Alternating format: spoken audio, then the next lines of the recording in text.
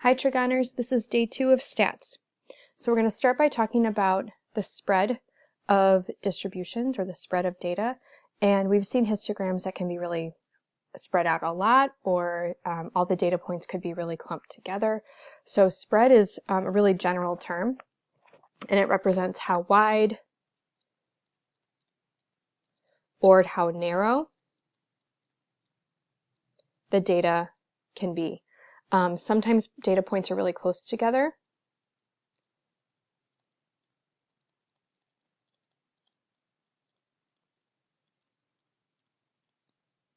Sometimes there could be clumps, and then there could be data points that are farther away from the clumps. There can also be gaps in the data. So really it's a very general word to discuss how wide or how narrow the data is laid out when you're talking about the distribution. So the standard deviation is a value that quantifies that spread. Because we can put a lot of words to it,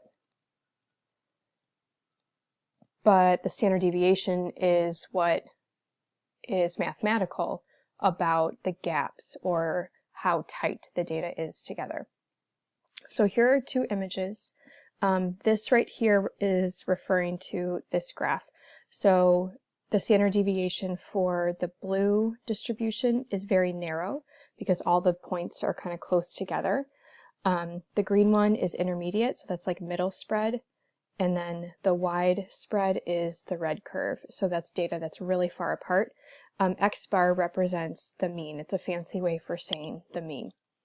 Over here on the right, you can see a similar situation where these graphs have a different mean, and their spreads are also different too. So like this time the green graph is really wide, and the red one is the middle spread, and blue is the tightest spread. Okay, so I'm going to give you a very long formula, and the formula is sort of intimidating, but I think the words actually help in calculating this formula. So I'm going to write it down first, and then I'm going to talk about what it means.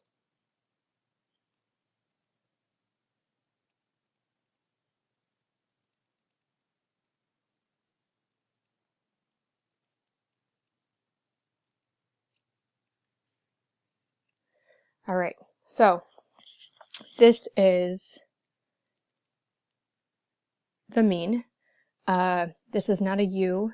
This is the Greek letter mu, and in mathematics we use that to represent the mean.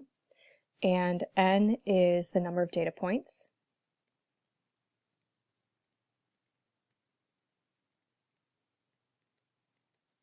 And now just kind of get in your mind what this formula is doing. So we're going to find the mean.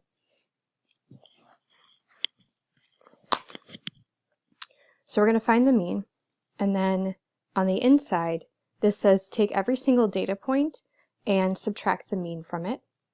And then to that difference, you're going to square it.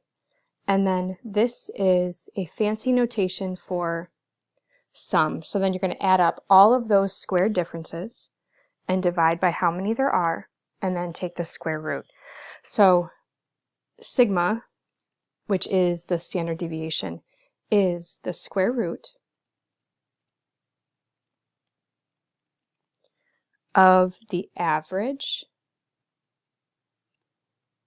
of the squared deviations.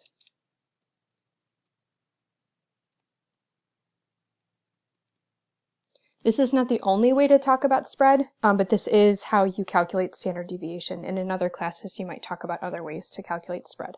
So I'm going to walk you through a nice process on how you can find the standard deviation by hand. Yes, your calculator can do this for you, but it's a skill that we would want you to know how to do by hand, even if your calculator has the ability. So we're going to start by finding the mean. So the mean is to add up all of these numbers and then divide by 5, and the mean is 45. And now I'm going to make a table, and it's going to hold all of my data points.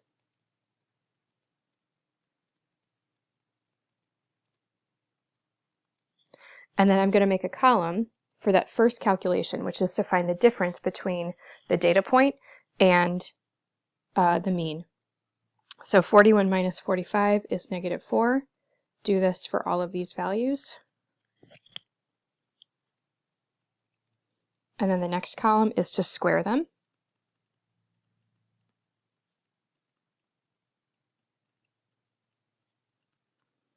And then the last step is to, well, sorry, second to last step, is to take these values right here and average them. And when you average them, you get 14.8. Notice how I did sigma squared, and that's because sigma is the square root of the average. So you have to take the square root of 14.8 and you end up getting 3.85. So that's the standard deviation from the mean, and that kind of makes sense because if your mean is 45 and you're going in either direction, these numbers are sort of close. You've got 42 that's 3 away and 48 that's 3 away, but you also have points that are a little bit further away from the mean. So standard deviation is about how far away one of your data points can be from the mean. Part B, without calculating the standard deviation, predict if it would be bigger or smaller than the standard deviation in Part A. So I see every single one of these points here in the middle are the same, but then this one is super low and this one is super high. And so I think that means that your data is more spread out. Therefore, your standard deviation is going to be bigger, and that implies that the data is spread out.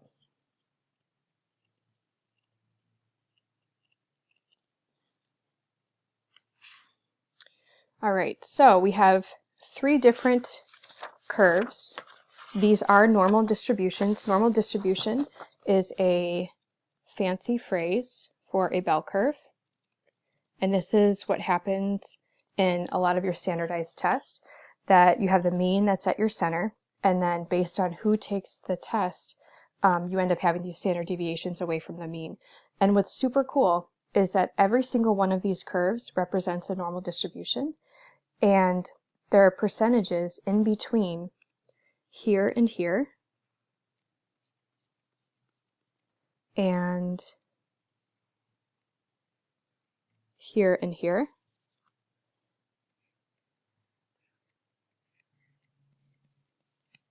and here are exactly the same. And so regardless of how spread out your data is, there's a certain probability that's associated with being 1 standard deviation away from the mean. When I say 1 standard deviation from the mean, we don't actually know if it's like a positive or a negative deviation. So that's why you have to include the plus sigma and the minus sigma. Take a second and make a prediction. And this is something I would have had you done in class.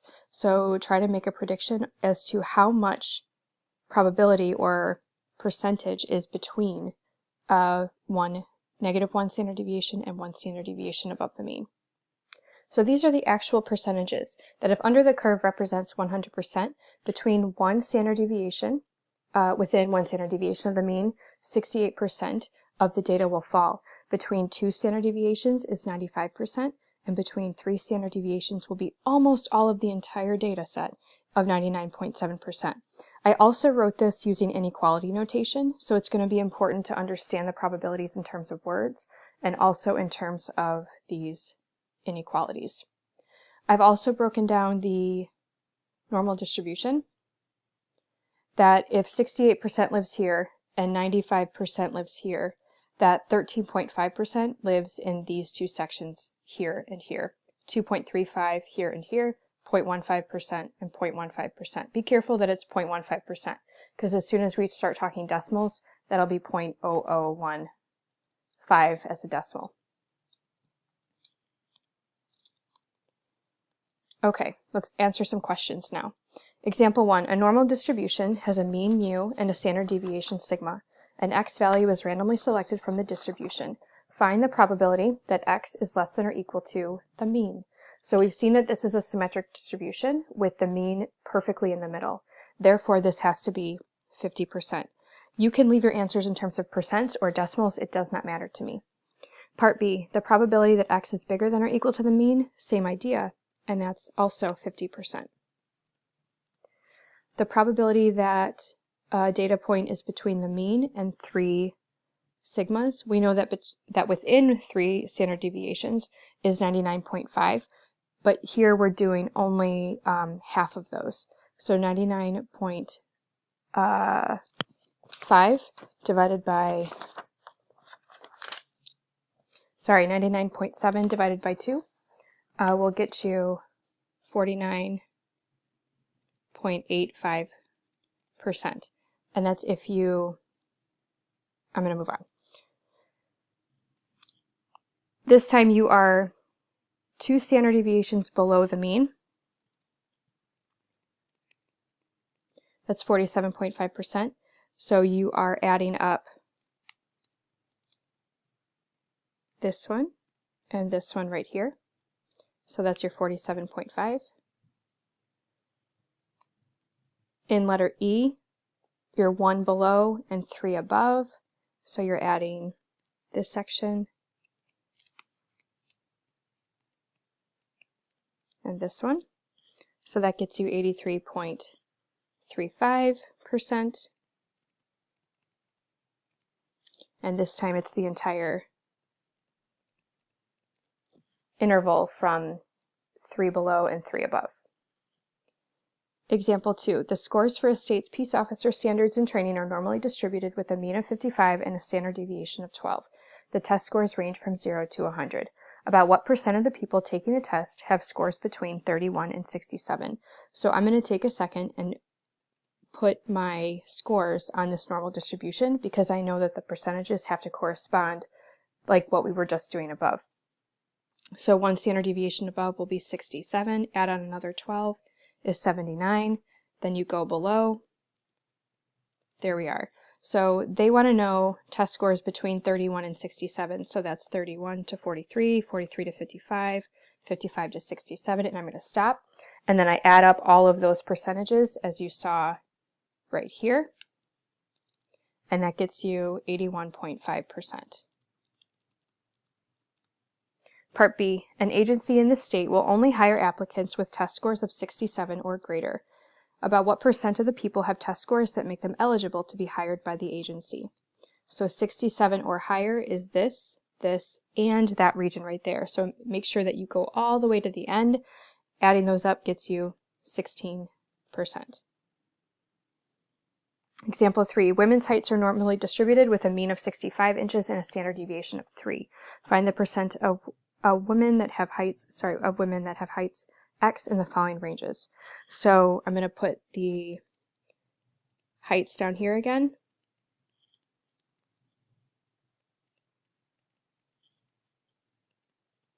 All right, greater than 65 is these 4 regions.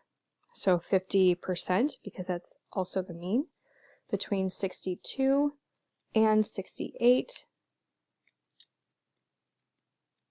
These 3 areas or percentages, so then you add them up. 59 to 74. Add all of these, so 97.35%. Greater than 56.